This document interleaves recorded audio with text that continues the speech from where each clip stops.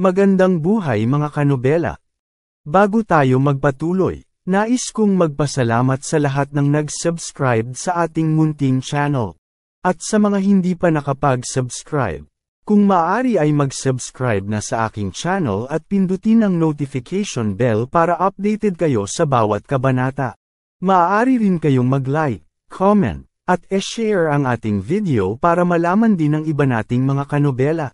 Maraming salamat po.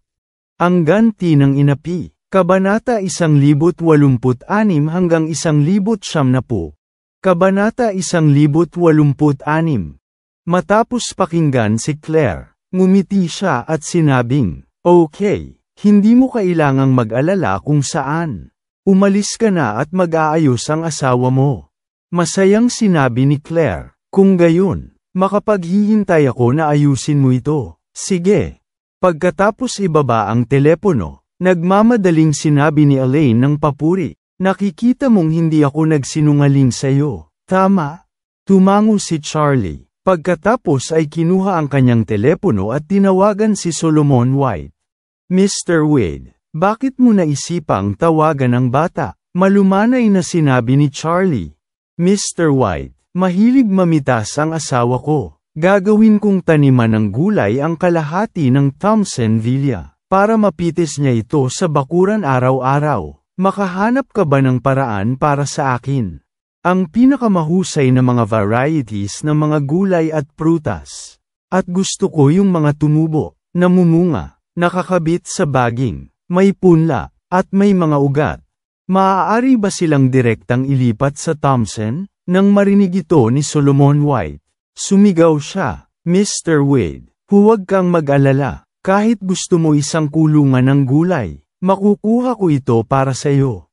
Sinabi ni Charlie, "Okay, simulan ang paghahanda ngayon. Pumunta ka sa unang grade transplantation ni Thompson para magtanim sa gabi. Gusto kong makita ito ng aking asawa pagkagising niya bukas." Ngumiti si Solomon White, "Mr. Wade, mahal na mahal mo ang asawa mo. Don't worry, gagawa ako ng arrangement." Tuwang-tuwa rin si Elaine sa pagkakataong ito. Ang galing talaga ni Charlie na manloko ng tao. Tawag lang sa telepono. Ang iba ay masipag mag-ayos ng vegetable garden para sa kanya. Ang enerhiya ay talagang hindi maliit. Iniisip niya dati na sooner or later ay sisabog ang lalaking ito. Pero kahit anong itsura niya, nararamdaman niyang bumubuti na ang batang ito. Sa oras na ito, biglang narinig ni Elaine ang isang pamilyar na boses na umalingaw-ngaw sa kanyang mga tainga. "Oh, hindi ba ito ang aking magaling na manugang? Bakit ka nakasaklay? Don't say it." Ang post-ora mo ng shelf tube ay medyo kapanapanabik. Ang mukha ni Elaine ay agad na naging sobrang pangit. Hindi na niya kailangan pang lumingon para malaman na ang boses na ito ay nagmula sa kanyang biyenan, ang matandang Mrs. Wilson. Ngunit nang lumingon siya para tingnan, nagulat siya. Anong nangyari? Paano ang 5 taong ito ay magkakasama? Ang Lady Wilson, Noah, at ang 2 maliliit na bata, sila ay ikinulong para sa ilang araw. Nakalabas sila ng maaga. Ang susi ay paano dumating si Horia? Hindi ba ang babaeng ito ay ipinadala sa black coal mine ni Charlie? Nang marinig ni Charlie ang paggalaw sa oras na ito, hindi niya maiwasang lumingon at nakasimangot. Hindi niya akalain na dito pala talaga si Horia. Si Mr. Orville ay palaging nakakagawa ng mga bagay na mapagkakatiwalaan. Hindi siya dapat gumawa ng ganoong kalaking pagkakamali at hayaang tumakbo pabalik si Horia. Anong nangyari dito? Si Horia ang sekreto ni Charlie at ng kanyang biyenang si Elaine. Bagamat ang kanyang asawa at alam ng biyenan ang tungkol sa pagkawala ng pera sa pamamagitan ng pagsusugal, hindi nila alam na si Horia ay ipinadala niya sa minahan ng itim na karbon. Pareho nilang naisip na dapat tumakas si Horia dahil sa pera, kaya sa pagkakataong ito ay biglang bumalik si Horia. At medyo nag-alala si Charlie. Sa sandaling ito, si Elaine, na hindi kailanman malalampasan, ay nagmura na, "Sino ako? Nakalabas na ang iyong pamilya. Ano ang nangyari?" At ang ideya ng pagtama sa aming villa. Paano kayo nakalabas sa detention center? Nakalimutan mo na ba? Maniwala ka man o hindi, tatawag ako ng pulis para arestuhin ka ngayon? Kabanata 1087. Nang marinig muli ni Elaine na tinutuya ang lahat tungkol sa detention center, kaagad si Harold ay galit na nagsabi, "Elaine, tingnan mo ang pangit mong hitsura ng ibon." Kabanata 1087. Nang marinig muli ni Elaine na tinutuya ang lahat tungkol sa detention center, kaagad si Harold ay galit na nagsabi, "Elaine, tingnan mo ang pangit mong hitsura ng ibon." Ang parehong mga ngipin sa harap ay nawala, at ang mga salita ay napakatalino. Anong ginagawa mo? Nang marinig ni Elaine na naglakas loob si Harold na libakin ang kanyang mga ngipin, bigla siyang nagalit. Hindi siya nangahas na tumingin sa salamin sa mga araw na ito kapag bumalik siya, dahil ganoon nga kapangit na natanggal ang ngipin niya sa harapan. Ngunit ang pagpapatingin sa isang dentista ay isang napakahirap na bagay. Minsan kailangan mong bumalik at ilang beses na pumunta sa dentista para punuin ang isang ngipin. Hindi banggitin na ilan ang nawala sa ngipin at kailangang gawin itong muli. Si Claire ay orihinal na gustong gumastos ng pera upang magpatubo ng mga ngipin ng porselana para sa kanya. Ang parehong mga ngipin sa harap ay nawala, at ang mga salita ay napakatalino. Anong ginagawa mo? Nang marinig ni Elaine na naglakas loob si Harold na libakin ang kanyang mga ngipin, bigla siyang nagalit. Hindi siya nangahas na tumingin sa salamin sa mga araw na ito kapag bumalik siya, dahil ganoon nga kapangit na natanggal ang ngipin niya sa harapan. Ngunit ang pagpapatingin sa isang dentista ay isang napakahirap na bagay. Minsan kailangan mong bumalik at ilang beses na pumunta sa dentista para punuin ang isang ngipin. Hindi banggitin na ilan ang nawala sa ngipin at kailangang gawin itong muli. Si Claire ay orihinal na gustong gumastos ng pera upang magpatubo ng mga ngipin ng porselana para sa kanya. Ngunit ito ay dahil nabalian siya ng paa at hindi maginhawang gumalaw, kaya hindi niya ito ginawa sa panahong ito. Ito ay tiyak na dahil sa pagkawala ng mga ngipin sa harap. Si Elaine ay walang interes na pumunta sa labas. Kung hindi, lahat ng mga imahe ng isang bibig ay magiging viral. Ngunit sa ngayon, naglakas loob si Harold na gamitin ang kanyang mga ngipin para asarin siya. Paano niya ito natitiis? Kaya naman, nagmura kaagad si Elaine. "Harold, pangalawang tiya mo rin naman ako kahit papaano. Hindi ka ba natatakot sa kulog kapag kinakausap mo ako ng ganito?" Mapang-asar na sabi ni Harold. "Isa ka bang second tita? Nakatingin sa iyong matigas na ulo. Wala pa akong nakitang babaeng kasing pangit mo. Ang mga ngipin sa harap ay nawala at hindi ka makakabawi. Patuloy kang kumikilos na naka-stretcher." Ang huling pinag-isipan ni Elaine ay ang hugis ng Lady Wilson sa jaw. Ang sketch ng song Dandan ni Ben Shan, dahil kamukha niya ngayon ang sa kanya. Naririnig kung ano ang sinabi ni Harold. Mas nakakadismaya. Kaya't kinuha niya ang kanyang mobile phone mula sa kanyang bulsa, kinagat ang kanyang mga ngipin at nagmura. "Hihintayin mo ako. Tatawag ako ng pulis at sasabihin ko sa inyo ng diretsyo sa pagpasok sa bahay. Hindi ka nagbago, at papasok ka sa oras na ito at mas magtatagal bago lumabas." Ang matandang Mrs. Wilson ay ngumiti sa sandaling ito na may mapanghamak na mukha. "Elaine, ikaw ba talaga? Sa tingin mo ikaw lang sa mundo ang kayang bilhin si Thompson?" Malamig na ngumiti si Elaine. "Oo naman. Posible bang mabuhay ka sa Thompson's unang gradong mabahong seda? Hindi naman sa hinamak kita. Kung ikaw ay isang patay na matandang babae, maaaring hindi pa rin umaayon sa unang palapag ni Thompson. Ibagsak ito at sipain para sa iyo." Tumawa ng malakas ang matandang ginang Wilson. "Naku, Elaine, hindi ka talaga nagbago. Huwag mong tingnan ang aking pangangatawan. Ngayon gusto ko talagang subukan kung maganda ba ang ulo mo o hindi." Pagkatapos ng lahat, ang Lady Wilson ay naglabas ng isang napakagandang susi at mayabang na sinabi, "Sinasabi ko sa iyo Elaine, Itong Thompson First Grade A04 ay akin na. Simula ngayon, ang pamilya natin ay magiging kapitbahay.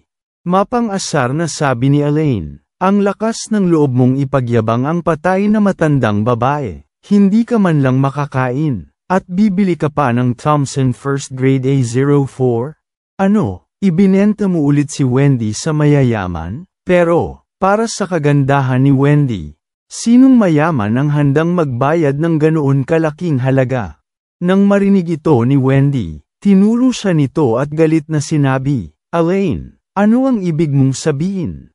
Ano naman sayo? Walang pakialam na sinabi ni Elaine. Hindi ko alam kung sino ang matandang master na mas matanda sa ama. Ngayon ay naglakas loob siyang lumapit sa akin at sumigaw. Ano ito? Likas na galit si Wendy nang mabunyag ang dahon ng igos. Aakyat na sana siya upang mahanap si Elaine para sa teorya. Hinawakan siya ng matandang ginang Wilson at mahinang sinabi, Wendy, huwag maging totoo sa ganitong uri ng taong may kapansanan. Siya ay kaawa-awa na. Ano pa ang totoo sa kanya? Pagkatapos magsalita, batiin ang iba pang 4 na tao. Umalis na tayo. Kailangan na nating pumunta sa ating villa para maglinis. Anong silbi ng pakikipagtalo sa ganyang masamang tao? Ang iba ay sunod-sunod na dumura sa mga paa ni Elaine. At pagkatapos, ang lahat ay dumaan sa kanya ng may pagmamalaki na mukha. Hindi pa rin naniniwala si Elaine na kayang-kaya nila ang villa ni Thompson. At nagmura sa likod. Hindi kayo sapat. Lagi kang nagpapanggap na napakalakas. Hindi ito magiging mabuti para sa security para madaliin ka kaagad. Lumingon si Horia, tinitigan si Elaine na may malungkot na mga mata. At malamig na sinabi, Elaine, don't forget na hindi pa naayos ang account nating dalawa. Kabanata 1088. Sabi ni Elaine, I'm kidding. I'm afraid of you. Maniwala ka man o hindi, magpapadala ang aking manugang ng tao para ibalik ka sa black coal mine pagkatapos ng isang tawag. Anyway, wala dito sina Jacob at Claire, at walang pakialam si Elaine na banggitin ang itim na tapahan ng karbon. Pinandilata ni Horia si Elaine na may kanibal na tingin, at magsasalita na sana. Sa panahong ito, binuksan na ng matandang Mrs. Wilson ang pinto ng Villa A04. Tumingin kay Elaine na natulala. Iwinagayway ang susi sa kanyang kamay at ngumiti. Elaine, ano ang sinabi mo? Hindi mo ba guguluhin ang iyong ulo at sisipain ito para sa akin? Halika. Nang makita ni Elaine na si Lady Wilson ang talagang nagbukas ng pinto ng A04, siya ay nabigla at walang imik. Paano ito posible? Hindi ba't mahirap na ang pamilya Wilson at wala nang matitirhan? Paano? Kaya ba nilang bumili ng Thompson Villa? Maari bang tumayo ang inisahan na isda? At ang pamilyang ito ay magiging kapitbahay sa kanilang sarili. Ito ay masyadong masama. Sa pag-iisip nito, agad niyang nilingon si Charlie at umiling. Charlie, ano sa tingin mo ang bagay na ito? Hindi ba ipinadala lahat ng iyong kaibigan sa minahan ng itim na karbon? Hindi ba nila sinabi na hindi papayag ang lumabas sa hinaharap? Bakit nakalabas si Horia? Medyo nagulat din si Charlie sa pagkakataong ito. Kinuha niya ang kanyang cellphone, naglakad patungo sa lugar kung saan walang tao, at tumawag ng direkta kay Orville. Ang taong hiniling ko sa iyo na ipadala sa minahan ng itim na karbon noong nakaraan. Bakit siya ay nakabalik? Anong nangyari doon? Nagulat na sabi ni Orville. May ganito ba? Mr. Wade, sandali.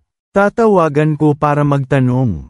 Pagkaraan ng ilang sandali, tumawag si Orville. Mr. Wade, may bumili ng maliit na coal mine ng kaibigan ko, at ang presyo ay 3 beses sa presyo ng merkado. Biglang natauhan si Charlie. Ang pamilya Wu, tama ba? Oo, sabi ni Orville, it's Regnar of the Wu family. Mr. Wade, pinupuntirya ka ba ng pamilyang Wu? Gusto mo bang tulungan kitang makaisip ng solusyon? Walang pakialam na sinabi ni Charlie. Hindi pa opisyal na lumalapit ang pamilya Wu. Ito ay ilang maliliit na lalaki ngayon. Huwag mag-alala tungkol sa kanya. Sa oras na ito, nagkasala si Orville. Mr. Wade, sisihin mo ako sa pagkabigong pangasiwaan ang bagay na ito. Parusahan mo ako. Ngayon ay aayusin ko ang isang tao na arestuhin si Horia. Hindi na kailangan. Bahagyang sinabi ni Charlie, dahil bumalik siya, hayaan siyang manatili dito. Pagkatapos magsalita, muling nagtanong si Charlie, ano ang sitwasyon ng mag-ama ng pamilya Wei na naghukay ng ginseng sa bundok Changbei? Nagmamadaling sinabi ni Orville, ang dalawa ay palaging nasa Changbei Mountain. May dumating para pagnakawan sila kanina, pero nabugbog sila ng aking mga tao at mga tao ni Liang. Para lumakas ang depensa namin, nagpadala kami ni Liang ng dagdag na tao at ngayon ay may halos 20 katao doon binabantayan sila ng lihim. Sige, huminga si Charlie at sinabing, malamang hinahanap ng mga Wu ang aking mga kaaway kahit saan, kaya dapat panatilihin silang ligtas para sa akin. Si Horia ay natagpuan nila, imbestigahan mo ito. Ngunit ang mag-ama ng pamilya Wei ay hindi dapat palayain. Sumigaw si Orville, Mr. Wade, please rest assured. Sasabihin ko sa mga maliliit kong kapatid na bantayan sila at hinding-hindi ko hahayaang madala sila. Sige, humalakhak si Charlie at sinabing, okay, sabihin mo rin kay Liang na magpadala ng mas maraming tao. Para hindi na makabalik ang kanyang ama at ang kanyang kapatid at hahanapin siya para kumuha ng gamot ni Wei. Kabanata 1089. Walang mas natakot sa kanyang ama at kanyang kapatid na bumalik kaysa kay Liang. Kung talagang inagaw ng pamilya Wu ang kanyang ama at ang kanyang kapatid pabalik mula sa Changbei Mountain, ang unang bagay na dapat nilang gawin ay tulungan silang makuha muli ang Wei's Pharmaceutical. Dahil ang pamilyang Wu ay tiyak na ayaw itong hanapin muli. Ito ay isang pares ng dukha ng ama at anak na lalaki. Inaasahan pa nila na ang kanilang mga kaalyado ay magkakaroon ng mas malakas na kapangyarihan. Ayon sa Wei's Pharmaceuticals, isa rin itong kumpanya ng pharmaceutical na may halaga ng ilang bilyon sa merkado. Kung ito ay makikipagtulungan sa pamilyang Wu, maaaring may mas maraming puwang para sa pag-unlad. Kaya naman, kailangan na lamang maibalik ni Regnar ang mag-ama, at tumulong mabawi nila ang kapangyarihan. Ito ay katumbas ng isang kaalyado na nagkakahalaga ng bilyon-bilyon, at isang diehard na kaalyado.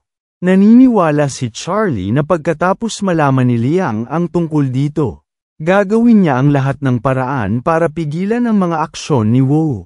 10,000 hakbang pabalik at sinabi, kahit na dumating ang mag-ama ng pamilya Wei pabalik, hindi mahalaga kay Charlie. Mayroon siyang 10,000 mga paraan upang palamigin kaagad ang pamilya Wei at ang kanyang anak. Kung gusto niya, pwede pa niyang hilingin kay Regnar na makipagkita ng diretso kay Marx.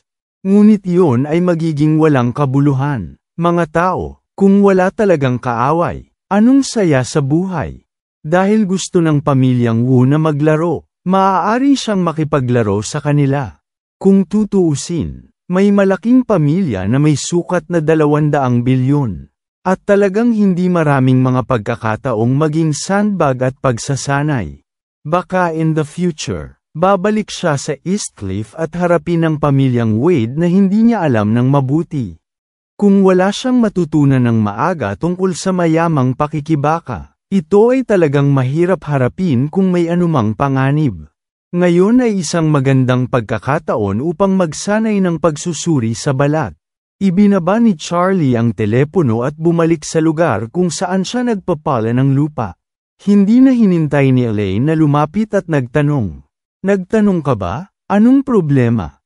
Bakit bumalik ang mabahong babae na si Horia? Sinabi ni Charlie kay Elaine, kanina lang ako nagtanong sa telepono, at sinabi ng kaibigang yon na nabangkarote ang coal mine at nagkataong may bagong amo. Lahat ng manggagawa ay tumakas. Sinamantala siguro ni Horia ang pagkakataon para tumakas. Malungkot na sinabi ni Elaine. Paano nakatakas ang walang hiyang babae? Galit ako kapag nakita ko siya. Sa pag-alaala na si Horia ang nag-ayos ng sarili. Si Elaine ay kinasusuklaman hindi lamang si Horia kundi pati na rin Charlie. Dahil pinilit ni Charlie si Lian na ibigay ang lahat ng pera, kasama na ang perang nawala sa kanya. Originally speaking, she had a net worth of about 2 million. Pero binigay ni Charlie ang lahat ng pera ng sabay-sabay. Katulad ng dati, naisip ito ni Elaine, at tinuro ang ilong ni Charlie para pag-alitan siya. Pero ngayon, hindi nangahas si Elaine na magpanggap na pilitin si Charlie. Tutal, nakatira siya ngayon sa kanyang villa, at ang kanyang anak na babae ay hindi nakaharap sa kanya ngayon, kaya ang batang ito ay hindi na natatakot sa kanya. Sinulyapan siya ni Charlie at mahinang nagsabi, walang kabuluhan ang magtanong kung bakit siya nakatakas ngayon. Ngayon na ang mga tao ay maaaring manirahan sa Thompson First Class. Ito ay nagpapatunay na sila ay may backer ngayon, at huwag mag-provoke ng iba. Kung binubuli nila ulit tayo, baka hindi sila matalo. Nang marinig ito ni Elaine, hindi niya maiwasang mag-alala. Pero kung hahayaan talaga niyang putulin ang buntot niya, sa harap ng pamilya nila in the future, hindi ito matatanggap ng kanyang puso. Bakit? Ang mga taong ito ay halatang namamatay, kaya bakit sila nabubuhay? At ito ay napakahusay. Kabanata 1,090. Kaya't, nagnganga ang kanyang mga ngipin at sinabi, Charlie, ang gusto mong sabihin na maaari ka ring humanap ng pagkakataon para bugbugin ng husto ang pamilyang ito. Pinakamahusay na matakpan ang lahat ng binti nilang 5, at hayaan silang manatili sa villa na ito araw-araw sa wheelchair. Balik tanong ni Charlie, kung arestuhin sila, siguradong makulong ako, wala akong pakialam. Pero kung pupunta ako sa kulungan at hinaharangan nila ang pinto para bugbugin ka, anong gagawin mo? Nang marinig ito ni Elaine ay nabigla siya. Kailangan niyang aminin na si Charlie ay gumawa ng maraming kahulugan. Ang pamilya Wilson mismo ay masikip at makapangyarihan. Si Charlie, malamang na hindi nila gagawin na ma-provoke sila. Pero kung wala si Charlie, sino pa ang makakapagprotekta sa kanila? Si Jacob. Hihiwalayan na siya ng matandang bastardo na yun, at malamang nasabik na siyang ebuli siya. Tsaka isa siyang aksaya na tao. Nang hihina ang mga paa niya kapag nakikita niya ang kanyang ina. At isang panaginip ang umasa na tutulong niya. Kaya napabuntong hininga na lang siya at sinabing, kapitbahay ako ng pamilya Wilson mula ngayon. Ang iyong ina ay talagang hindi komportable sa puso. Ang pamilya Wilson sa oras na ito ay nakakaramdam ng pagkagulat sa villa. Ang Thompson Villa A04 ay may parehong floor plan gaya ng A05. At marami ang kinuha ng dating may-ari na pagsisikap na palamutian ito, na masasabing napakarangal. Matapos buksan ni Mrs. Wilson ang pinto at pumasok, natigilan siya. Ang estilo ng dekorasyon ng bahay na ito ay medyo pinalaki, na may maraming gamit, mukhang napakamarangyang gintong palamuti. Ang kabuuan ay parang palasyo. Ang A05 kung saan nakatira si Charlie ay mukhang mas napakarilag. Alam din kasi ni Solomon White na medyo low-key si Charlie kaya noong ni-renovate ang villa. Sinadya niyang gumamit ng hindi masyadong marangya na estilo ng dekorasyon. Sa kabilang banda, ang A04 ay medyo parang high-end na KTV, na may kaunting pagmamalabis sa karangyaan. Gayunpaman, ang pamilyang Wilson mismo ay mga mayayabang na tao, at sinasamba nila ang walang kabuluhan, at higit sa lahat, walang kultura ang pamilya, kaya mas gusto nila ang ganitong uri ng lokal na gintong palamuti. Pagdating sa sala, tuluyang natigilan ang pamilya Wilson, at si Mrs. sa sobrang tuwa ay napaiyak siya. Pagtingin niya, para siyang nanaginip. Ganun din sa ibang tao. Sa totoo lang, wala pang nakakita sa mundo. Kung gusto nilang makita ang villa ni Charlie, nakaramdam sila ng selos, ngunit sa hindi inaasahan, Mayroon silang buhay na nakatira sa parehong villa. At higit sa lahat, ang kanilang sariling villa ay mukhang mas maluho kaysa villa ni Charlie. Ito ay nagpapasaya sa kanila ng labis. Sumakay ng elevator ang matandang Mrs. Wilson hanggang sa pinakamagandang malaking kwarto sa ikatlong palapag. Lubhang nasiyahan siya nang makita niya ang mga kasangkapan sa bahay at kwarto. Ang maluho at malambot na kama ng Simmons, mararamdaman ito ng isang tao sa pagpindot, at hindi talaga karaniwan. Sinasabi na ang isang magandang kutsa ng Simmons ay nagkakahalaga ng daan-daang libo, nang ang ginang Wilson, hindi siya handang gumastos ng pera. Hindi niya inaasahan na magkakaroon siya ng pagkakataong mag-enjoy dito sa pagkakataong ito. Buksan ang pinto ng malaking terrace, at ang tanawin ng villa area at walang harang ang terrace. Dahil ang Thompson Villa ay gumagamit ng 3 palapag na istruktura at 2 palapag na istruktura. Hindi mataas ang bahay ng lahat. Nakatayo sa ikatlong palapag, kitang-kita mo ng malinaw ang malayo. What is interesting is that standing on the 3rd floor, makikita mo lang ang courtyard ng bahay ni Charlie. Nakita ko si Elaine na may dalang saklay at inutusan si Charlie na magbuhos ng lupa sa maliit na hardin sa bakuran. Tumingin muli ang matandang Mrs. Wilson sa sariling bakuran. She smiled at the corner of her mouth and snorted coldly. Parang si Elaine ay magtatanim ng mga bulaklak at mga damo. Okay, kapag itinanim mo sila, pupunta ako at nakawin ko ang mga ito para sa iyo. Iniligtas lamang ako mula sa pagbili ng mga ito.